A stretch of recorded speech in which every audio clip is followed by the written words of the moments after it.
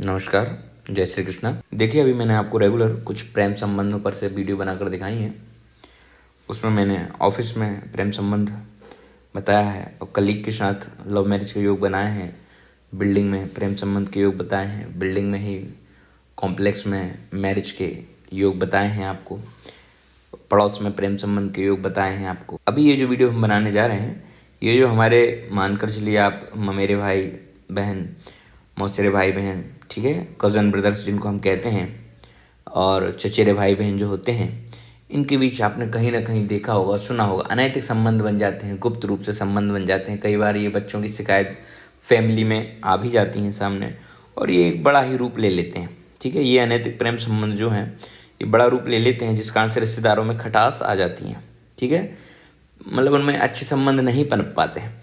तो आइए समझते हैं कि ये जो कज़न ब्रदर्स होते हैं, कज़न सिस्टर्स जो होती हैं, इनके साथ गलत संबंध, अनैतिक संबंध कैसे बन जाते हैं। मामा की लड़की, मौसी की लड़की, बहन की लड़की, भाई की लड़की, चाचा की लड़की, बुआ की लड़की या इनके लड़के, इनके साथ कैसे अनैतिक संबंध बन जाते हैं, उनको हम समझते हैं। देखिए, मंगल और शुक्र ये जोश और संभोग, सेक्स के कारक होते हैं। इस बात को समझना चाहिए। चंद्र मन का कारक होता है। ठीक है, मन ही हमें इन सब जगहों पर विचलित करता है। इस चीज के लिए हमें सबसे पहले क्या देखना चाहिए। अच्छा, शनि ग्रह जो होता है ना, शनि रिलेशन में कुछ टकराव लाने वाली कंडीशनों को पैदा करता है। रिलेशन में दूरी लाने वाली जो बातें होती हैं, शनि उनका कारक है। जब भी आप देखेंगे शनि आपके कुटुंब भाव पर दृष्टि डालेगा या परिवार भाव पर दृष्टि डालेगा, तो परिवार से दूरी होगी या कुटुंब से दूरी होगी। जब वो दृष्टि डालेगा तब गोचर में, तो शनि यदि युति है तो वो हमें समझना पड़ेगा इन ग्रहों के साथ। अभी आप समझिएगा, मानकर चलिए मंगल ग्रह को ले लीजिए। ठीक है, मंगल तीसरे या 9वें भाव में स्थित हो। मानकर चलिए यहाँ मंगल बैठा है तीसरे भाव में, ये मंगल हो गया। ठीक है ना, ये तीसरा भाव हो गया। अभी मंगल हो, शनि हो, राहु हो, यहाँ पर मानकर चलो यहाँ राहु हो गया, या यहाँ पर मानकर चलो शनि हो गया। इन तीनों में से कोई भी ग्रह यहाँ पर बैठे हो, मंगल हो, शनि हो या फिर राहु, तीसरे भाव की बात कर रहे हैं, मंगल अथवा शनि अथवा राहु, या फिर ये 9वें भाव में हो। कहाँ पर, यहाँ राहु, मंगल और शनि, ये यहाँ पर बैठे हो 9वें भाव में या तीसरे भाव में बैठे हो। अब इन पर शुक्र अथवा चंद्र की दृष्टि पड़ रही हो। ठीक है ना, शुक्र अथवा चंद्र की दृष्टि पड़ रही हो। मानकर चलो चंद्र यहीं है, ठीक है, या शुक्र यहाँ है, अभी शुक्र की इन पर दृष्टि पड़ रही हो, तब ये इस प्रकार का योग बनेगा। ठीक है ना। अभी यहाँ पर एक बात और समझनी होती है। मानकर चलो तीसरा भाव है, अभी यहाँ पर हम मात्र ओनली ऑन चंद्र को ही बैठा रहने देते हैं। ठीक है, और 9वें भाव में शनि को बैठा रहने देते हैं, साथ में शुक्र को। ठीक है, मात्र शनि शुक्र बैठे हैं यहाँ पर 9वें भाव में, और यहाँ केवल चंद्र बैठा है तृतीय भाव में, तब भी ये योग बनेगा।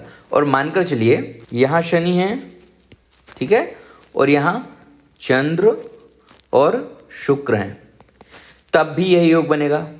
और एक और पॉइंट है, ऐसा भी नहीं है कि यह जरूर हो। ठीक है, दृष्टि संबंध भी है तो भी ये योग बनता है। दृष्टि संबंध, मानकर चलो चंद्र को यहाँ अपोजिट कर दो आप, चंद्र यहाँ है, ठीक है ना, चंद्र को अपोजिट कर दिए। एक बात सदैव ध्यान रखना, चंद्र जब भी शनि राहु के साथ होता है, ठीक है, तो परिवार में कहीं ना कहीं अनैतिक संबंध के योग बन जाते हैं। बस उस पर शुक्र की कहीं से भी दृष्टि बन जाए। खासतौर से योग तब बनता है तृतीय भाव में, ठीक है, या फिर 9वें भाव में शुक्र की दृष्टि पड़ जाए, या फिर शुक्र राहु के साथ हो या चंद्र के साथ हो या मंगल के साथ हो। शुक्र ग्रह जो है ना, राहु के साथ हो या मंगल के साथ हो या शनि के साथ हो, शुक्र ग्रह, ये मानकर चलिए ये मैंने शुक्र लिख दिया है। ठीक है ना, अभी शुक्र ग्रह राहु, मंगल, शनि, इन तीनों में से किसी के भी साथ बैठा हो या इन तीनों के साथ बैठा हो या इनमें से 2 ग्रहों के साथ बैठा हो, और उसको चंद्र देख रहा है, तो परिवार में मामा की कज़न सिस्टर्स, मामा की लड़की, बहन की लड़की, फूफा की लड़की, चाचा की लड़की, चाची की लड़की, इस प्रकार के जो है अनैतिक संबंध जिनको हम कहते हैं, ये योग बनाने के योग बनते हैं। इसमें परस्पर जो है आत्मिक प्रेम संबंध जो है ये अत्यधिक मात्रा में उम्र के साथ बढ़ता जाता है। ठीक है, जीवन में यह आगे भी योग बनते हैं। ऐसा नहीं है कि बस छोटी अवस्था तक ही रहेंगे, 16 साल तक या 18 साल तक रहेंगे। इनका विवाह होने के बाद ही उपरांत ये लोग यदि दोबारा मिलते हैं, जब गुरु ग्रह इनके साथ गोचर करता है, शुक्र का गोचर करता है, तो इनका आत्मिक लगाव बड़ी उम्र तक बना रहता है। खास तौर पर यह जो ग्रह हैं, इनकी जो अंतर्दशाएं होती हैं, तब यह अनैतिक प्रेम संबंध जो है परिवार के व्यक्तियों के सिर का दर्द बन जाती हैं, ठीक है ना। रिश्तेदारों में अपमानित कराने के योग बना देती हैं, ठीक है ना।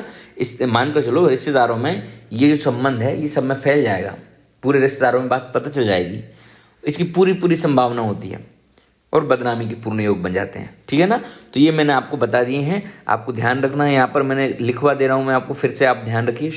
ये शनि हो गया, ये मंगल हो गया, राहु हो गया, चंद्र हो गया और शुक्र हो गया, ठीक है। और यही ग्रह यहाँ पर लिखना है हमें, शनि, मंगल, राहु, चंद्र, शुक्र, ठीक है।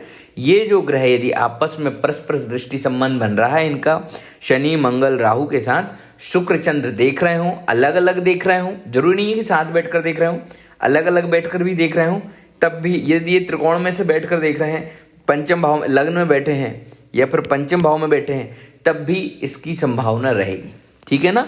गुरु यदि व्यक्ति का बलवान है तो ये प्रेम विवाह के योग भी बना देता है, ठीक है ना। ये मैंने आपको आज बताया है, कजन ब्रदर्स कजन सिस्टर्स में रिलेशन कैसे बनता है वो बताया है। तो यही लव एस्ट्रोलॉजी जो हमारी चल रही है इसी में आप बने रहिएगा। आगे मैं आपको और भी जो है इसी प्रकार के पारिवारिक संबंध या लव अफेयर जो बनते हैं कुंडली में कैसे बनते हैं वो आपको मैं नेक्स्ट वीडियो में बताऊंगा। चैनल को लाइक करें, शेयर करें, सब्सक्राइब करें। नमस्कार, जय श्री।